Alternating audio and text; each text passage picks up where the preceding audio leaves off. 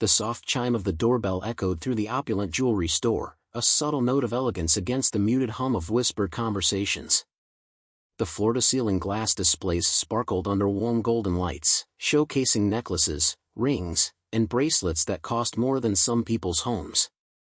It was a place where wealth whispered, not shouted, a sanctuary for those who didn't ask prices because they already knew they could afford them.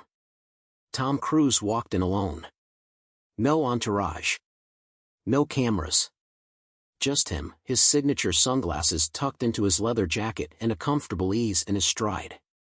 For someone who spent his life in the spotlight, he preferred moments like these, quiet, simple, human. Today wasn't about him. Today was about a friend. Sandra Bullock.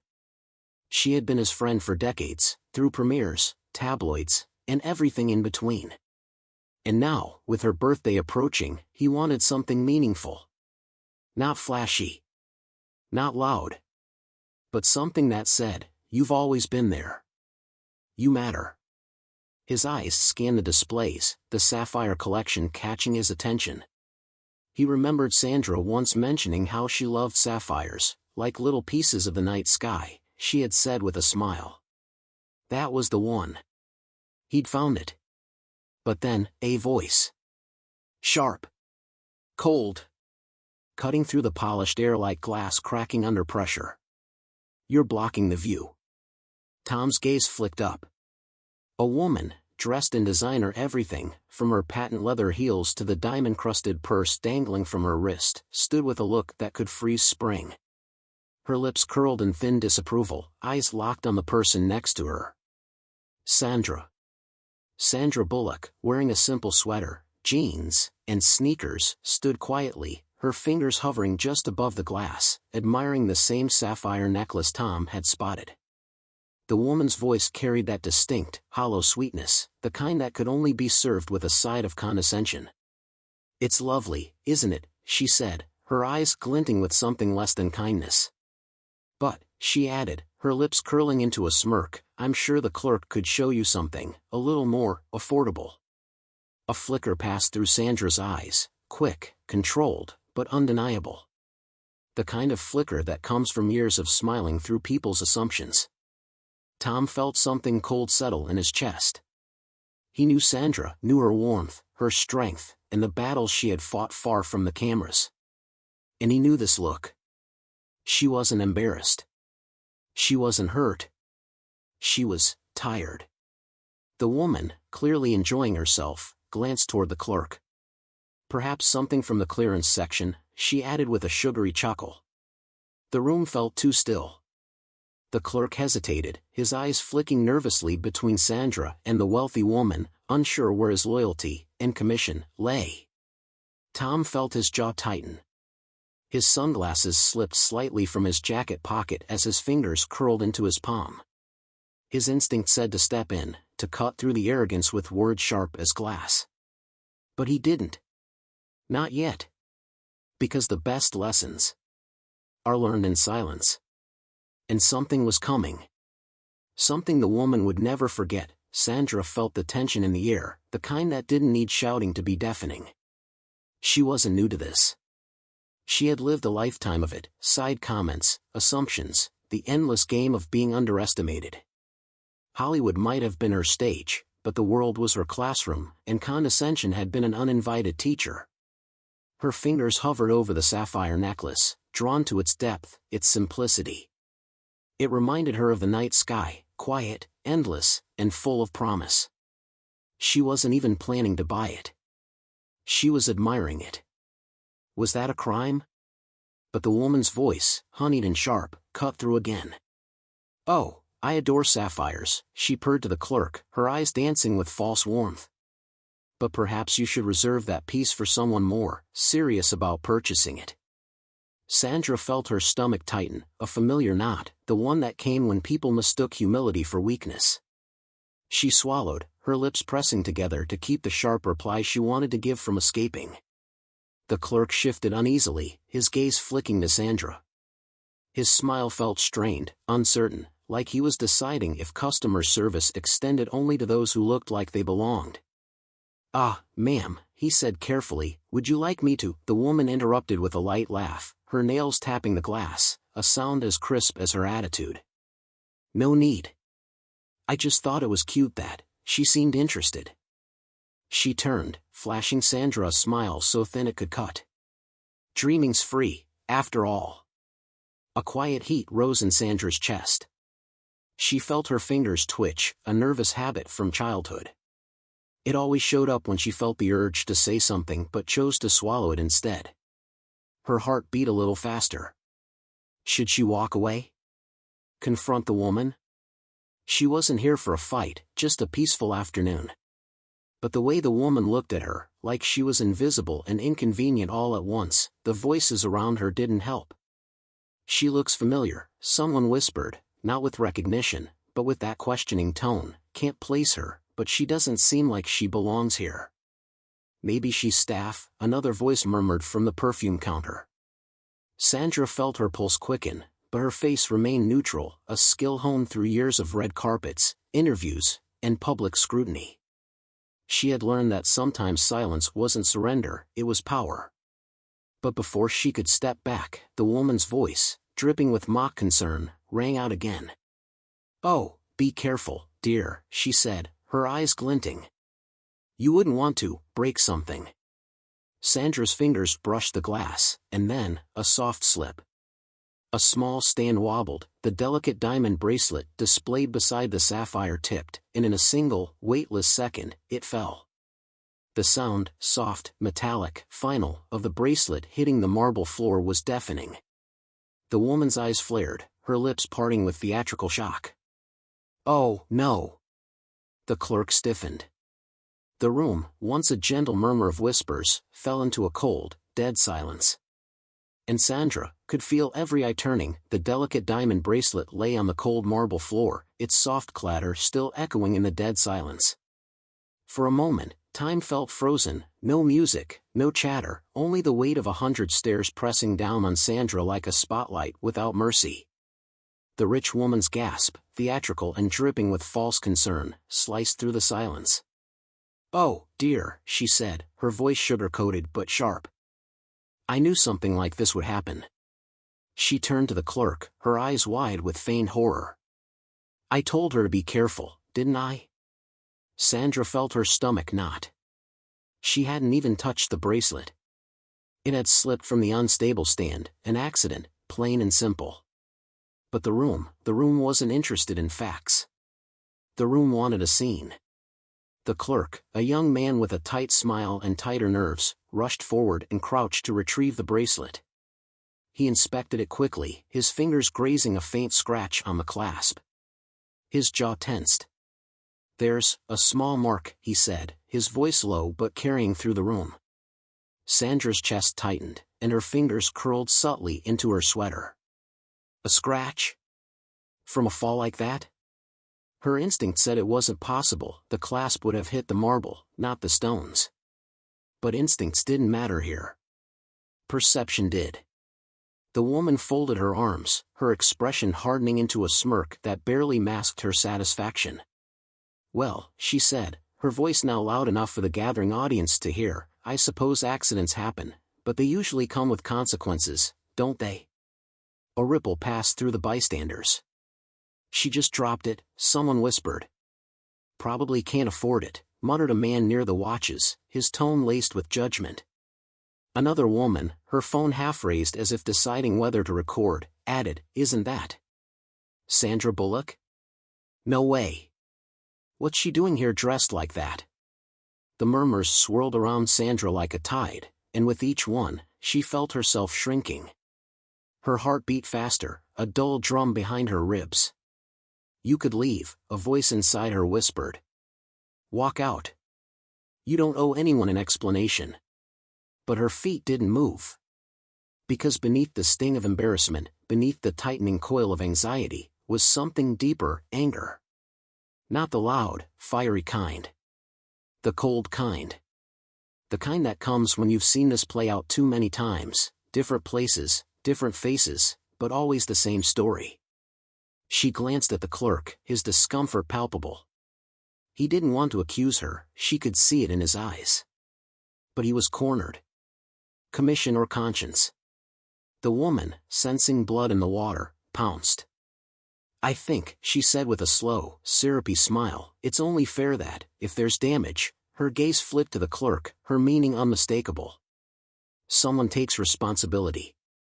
The room's temperature dropped. Sandra felt the heat rise in her cheeks, but her voice, when it came, was steady. It was an accident, she said softly, yet firmly. The display was unstable. I didn't even touch the bracelet. The woman's eyes glittered with mock surprise. Oh? Are you suggesting their display is faulty? She turned her gaze toward the clerk, forcing him into the crossfire. Well? Is it? The clerk's Adam's apple bobbed. His lips parted, then closed. His silence was louder than any answer. Sandra felt the ground beneath her shift, not literally, but in the way that happens when the world decides your truth doesn't matter. The murmurs sharpened. She's arguing. Just pay for it if you can afford it, someone muttered. It's always the same, people break something and then try to get out of it. Sandra's pulse thrummed in her ears. Her hands twitched, that old nervous habit again. Walk away, it told her.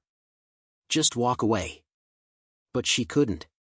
Because it wasn't about the bracelet anymore. It was about how quickly people decided your worth. Her worth. But before she could speak, another voice, low, measured, and unmistakably calm, cut through the tension. That won't be necessary. Heads turned, the murmurs stopped, and Tom Cruise stepped forward. His sunglasses, gone. His expression, unreadable. But his eyes were locked on the woman. And the air shifted, the weight of every stare in the room pressed down on Sandra, colder than the marble beneath her feet. The woman's smirk had settled into something more dangerous now, a look of triumph. The kind of satisfaction that only comes from stepping on someone and feeling them sink beneath your heel. The murmurs around her grew sharper, crueler, cutting her down piece by piece. Is she seriously arguing? Trying to get out of it. Typical. Probably doesn't want to pay. The whispers felt like shards against her skin, and with each one, Sandra felt herself folding inward, her voice retreating into that small place where dignity goes to hide when the world turns hostile. Her throat was tight, her heart a drumbeat of frustration and shame. She wasn't ashamed of the truth, no, she knew she hadn't done anything wrong. But the familiar script was playing out, and she was losing a fight she hadn't even started. The clerk, clearly uneasy, stood stiffly beside the rich woman, holding the bracelet like it was evidence in a crime. His lips parted, and Sandra caught the flicker of doubt in his eyes, but no words came. The manager, a middle-aged man in a sharp suit, approached from the side, his expression pinched with tension. His eyes darted from the bracelet to Sandra to the woman, and his body language said everything, keep the high spender happy. Is there a problem here? He asked, his voice polite but cold. The woman's lips curved, her tone laced with fake concern. Well, she said smoothly, there seems to be a minor issue. Your guest, she didn't say customer, dropped this rather expensive piece. Her eyes flicked briefly toward Sandra, dismissive as a gust of cold wind. And, there's a scratch. The manager's gaze landed on Sandra, assessing, calculating. Ma'am, he said, his voice cool and professional, I understand accidents happen. But, this is a very valuable piece. If there's damage, Sandra felt the floor sway beneath her. It was happening. The script, the one where silence became guilt and hesitation became liability, was closing in. Her pulse thudded, and for a fleeting second, she felt it, that voice. You could just pay. Just swipe the card. End it. Buy your way out of this humiliation. But her fingers, resting near her pocket, didn't move. Because it wasn't about the money. It never was. It was about the principle. And yet, she felt the familiar ache in her chest, the exhaustion of being tired. Tired of being seen and unseen at the same time. Tired of swallowing her dignity so others could enjoy their arrogance. Her mouth opened, but, before she could speak, a ripple in the room. Small, but sharp. The bank employees, one by one, straightened. The young woman at the front desk froze, her eyes flicking up with sudden recognition. The manager's face shifted, confusion briefly breaking through his polished mask. The woman beside Sandra caught it too, a flicker of something in the air. She glanced around, sensing the shift, but her arrogance refused to register why. Sandra felt it too. A change. A subtle current in the room's energy. The kind that makes you stop before a thunderclap. Then, a voice. Calm. Even. But carrying a gravity that turned every head. That won't be necessary. The air felt different, like the room itself was listening. The manager's eyes widened as he turned, his face immediately stiffening into something that looked like recognition, then panic. The young woman at the desk gasped softly, her hand flying to her mouth. But the rich woman, still clinging to her thread of power, rolled her eyes with a cold chuckle. "Oh, please," she scoffed, her voice sharp and dismissive. "Whoever you are, this has nothing to do with." She stopped mid-sentence. Because the room had shifted, against her. And she realized everyone was looking behind her. Slowly, she turned. And there he stood. Tom Cruise. The sunglasses gone.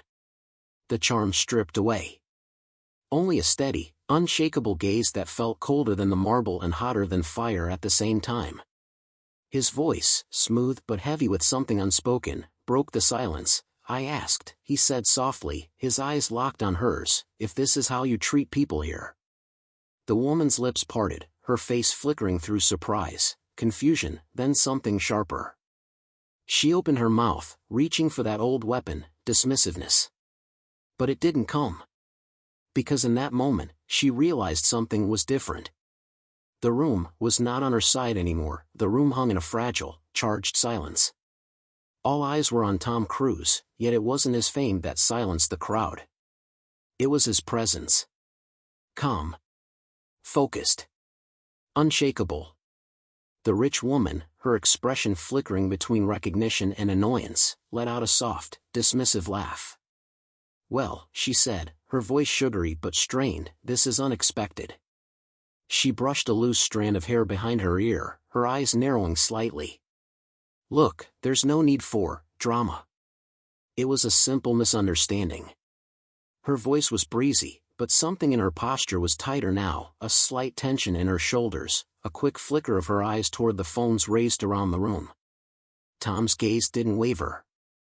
"A misunderstanding," he repeated slowly, his voice even. "Is that what you'd call it?" The woman's smile thinned. "Well," she said, trying to regain control, "I did suggest she be careful. This is a luxury store, after all. Items like these," she gestured lazily to the bracelet in the clerk's hand, "aren't for everyone." The implication hung in the air, venom dressed as velvet. But Tom's voice, when it came, was steady. "And you decided she didn't belong here," he said, his eyes locked on hers, "because of how she looked?" The woman blinked, her smile slipping for the first time. She faltered, but quickly covered it with a chuckle, colder this time. "Oh, please," she scoffed lightly, casting a glance around the room as if searching for allies. "I didn't decide anything. I just observed. You can't blame me for assuming a little out-of-place energy." She shot a quick, fleeting smirk toward Sandra. But the room didn't laugh with her. In fact, the room had shifted. The murmurs were different now. Softer. Sharper. "That was uncalled for," someone muttered. "I saw what she did," whispered another. It was pure arrogance. A woman near the watches counter, phone still half raised, shook her head. "Seriously, who talks to someone like that?" The rich woman's eyes flicked around, and her smile tightened. She felt it, like standing on a stage and realizing the audience wasn't with you anymore. Tom, his expression still cool but his eyes like steel, spoke again, his voice cutting through the tension. "I've been in a lot of rooms," he said, his tone measured but resonant. "Rooms filled with powerful people. Rooms where you can feel who thinks they matter, and who they think doesn't." He took a step closer, but his voice never rose. And the funny thing is, he continued, the loudest people, the ones who judge first, mock first, his gaze didn't break from hers, are usually the smallest people in the room. The woman's face flushed, whether from embarrassment or anger, it was hard to tell. I don't know what you're implying, she snapped, the polished edge of her voice cracking. I didn't do anything wrong. But her voice, sharp and brittle, felt like it hit a wall. Because the room was no longer on her side. The young female clerk near the counter, who had been silent until now, suddenly spoke up, her voice soft but firm. I saw the display before. The bracelet wasn't placed properly. It wasn't her fault. The rich woman's head snapped toward her, eyes flaring. Excuse me, she demanded, her voice rising a pitch. Are you? But then the store manager, still tight-lipped but clearly uncomfortable, cleared his throat. We'll review the security footage, he said quickly, his voice carefully neutral but his eyes flicking to the cameras above. To get the full story. The woman's confidence wavered, just a crack. Her mouth opened, but for the first time, no words came out. Because she felt it now. The tide. Turning. And it was slipping against her. Tom, his gaze steady, his voice low but pointed, spoke one last time. This isn't about a bracelet, he said simply. It's about how you treat people, when you think no one's watching. The woman's face froze. And the world shifted, the rich woman's lips trembled, her carefully constructed mask cracking under the pressure of every pair of eyes now judging her. The authority she had wielded so easily, assumptions, wealth, arrogance, was slipping, and she knew it. But pride, even cornered, always fights back. She started, her voice pitched and uneven.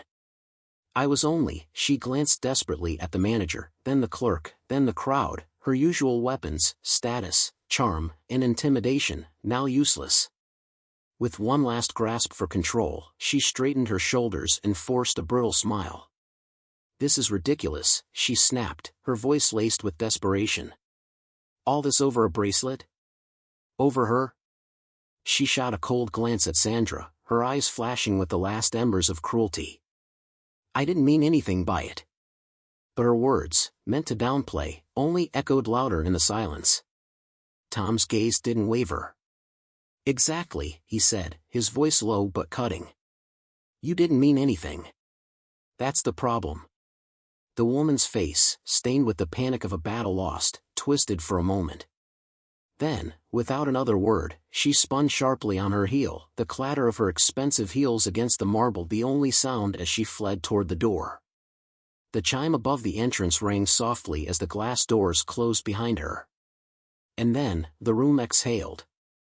Collision, the final word. Tom turned, his eyes finding Sandra's. There was no spotlight, no applause, just a quiet understanding. You okay? He asked softly. Sandra felt the tension in her chest release, her breath coming out in a slow, uneven sigh. She hadn't realized how tightly she'd been holding it all in, the frustration, the exhaustion, the fight. Her voice, when it came, was soft but sure. Yeah, she said, a small, tired smile curving her lips. I am now. The manager cleared his throat, suddenly flustered. Miss Bullock, he started, his voice overly courteous, we deeply regret this misunderstanding. Please, allow me to, but Sandra lifted a hand, stopping him.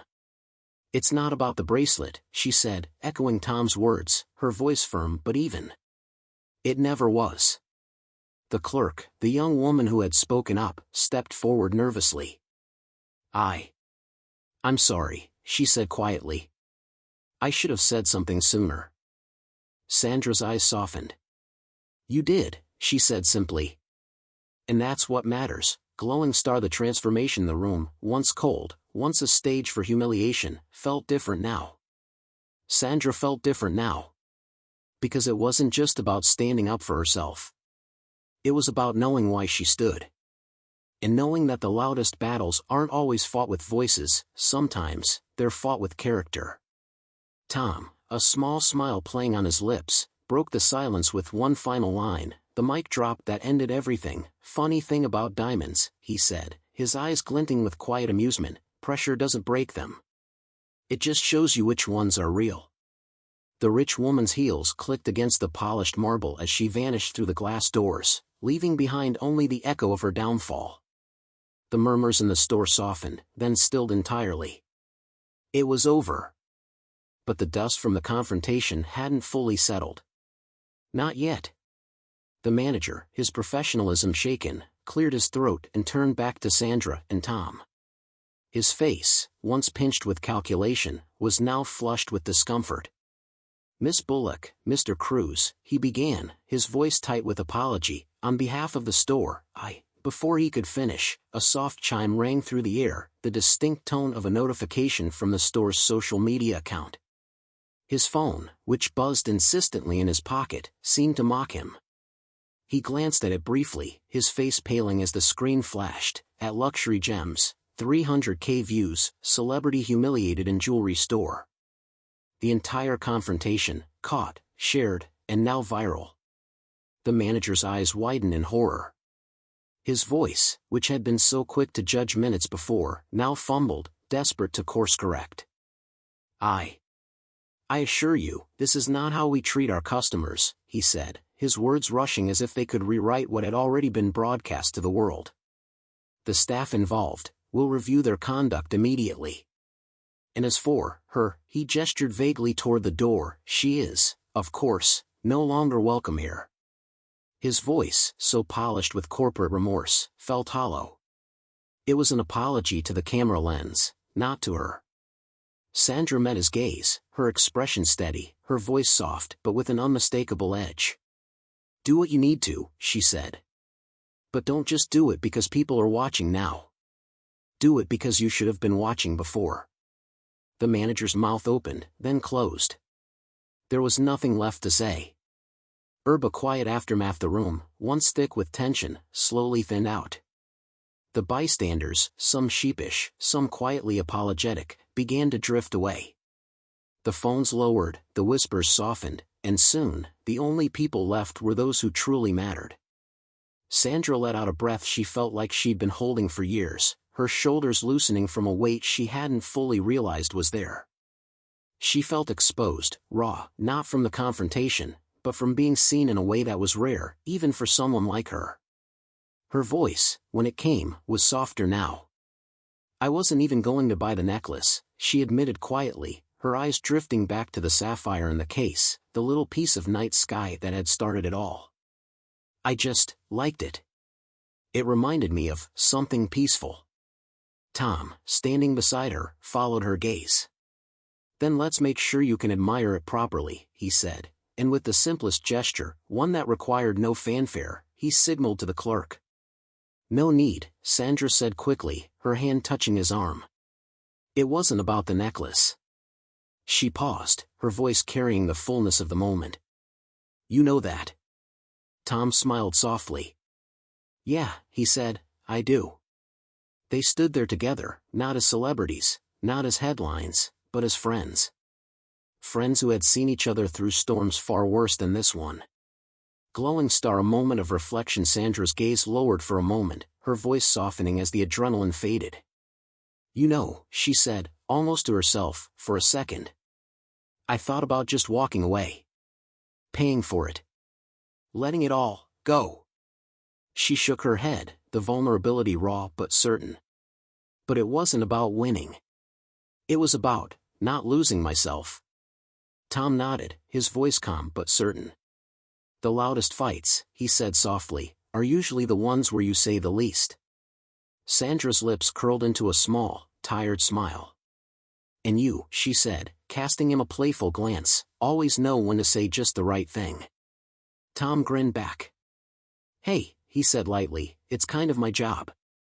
The tension, finally, dissolved into something warmer, a shared understanding, deeper than words. Dizzy, the transformation within Sandra turned once more to the glass case, her reflection meeting her eyes. But this time, she didn't see what the woman had tried to make her feel: small, unworthy, out of place. She saw herself. A woman who didn't need to prove her worth, because she already knew it. Her voice was soft, but it carried the fullness of her heart. "It's never about what you can buy," she said. It's about what you stand for. Tom's response was simple, but it felt like the final piece settling into place. And who you stand with. The store had gone quiet now, not the tense, suffocating silence from before, but something softer. Something settled. The confrontation was over, but the echoes of it would linger far beyond these marble floors. Sandra stood with Tom, her eyes still on the sapphire necklace, the small, shimmering piece that had witnessed everything. But she wasn't looking at it anymore. She was looking through it, beyond it, into something deeper. The manager approached carefully, his demeanor now humbled and sincere. "Miss Bullock," he said, his voice quieter, "we'd like to offer you the necklace, with our deepest apologies. No charge." The clerk, the young woman who had spoken up earlier, glanced nervously at Sandra, as if hoping this gesture would erase the wrongs. But Sandra's gaze softened, not with anger, but with understanding.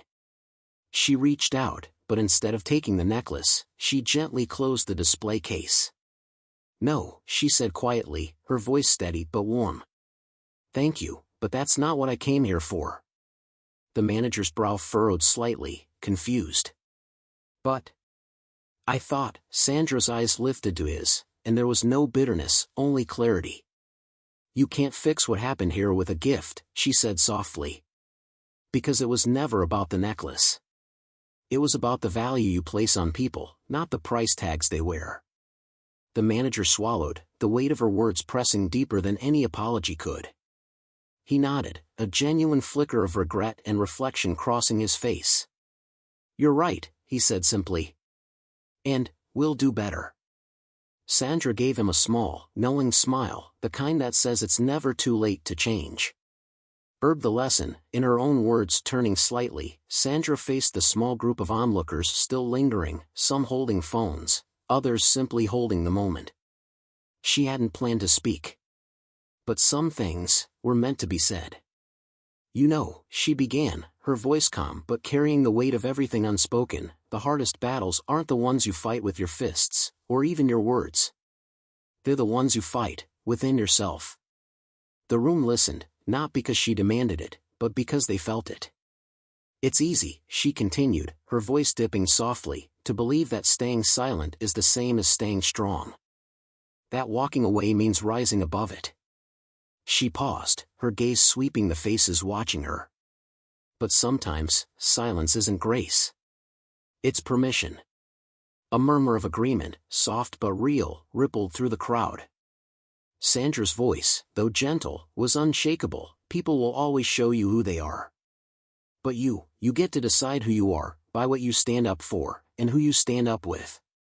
She glanced briefly at Tom, and a soft, knowing smile passed between them.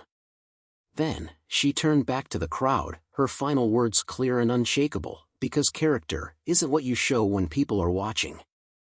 It's who you are, when they're not." Dizzy, a parting gift, beyond price. The young clerk, moved by the moment, quickly reached into a small tray and pulled out something simple, a small, delicate sapphire charm on a silver chain. "It's not the necklace," she said shyly, her voice soft but hopeful, "but I think it's yours." Sandra's eyes softened as she took the small charm between her fingers, the night sky in miniature. She smiled, not because it was valuable, but because it meant something. "Thank you," she said, her voice warm. "This I'll keep." Rocket. The lesson lives on. As Sandra and Tom walked toward the exit, the air felt different, lighter, clearer. But the moment wasn't just theirs anymore. Because the real treasure, the one worth more than diamonds or sapphires, was already spreading. The manager, turning to his staff with a softer voice and clearer eyes. The clerk, standing a little taller, knowing her voice mattered. The bystanders, lowering their phones, not out of boredom, but because they realized. Some moments aren't meant to be recorded. They're meant to be remembered. Light bulbed the final word, and the lesson. As they stepped outside, the sky overhead stretched wide and endless, just like the sapphire she had admired. Sandra, feeling the cool breeze, paused briefly and smiled, not just at what happened, but who she had become because of it. And then, with a small, knowing glance to Tom, she said softly, "You know, people chase diamonds because they think they're rare. But character? Her smile deepened. That's the rarest gem there is, megaphone. And now, to you. What you stand for matters. What you walk away from matters. But most of all, how you treat people, when no one's watching, matters the most. So, what will you choose?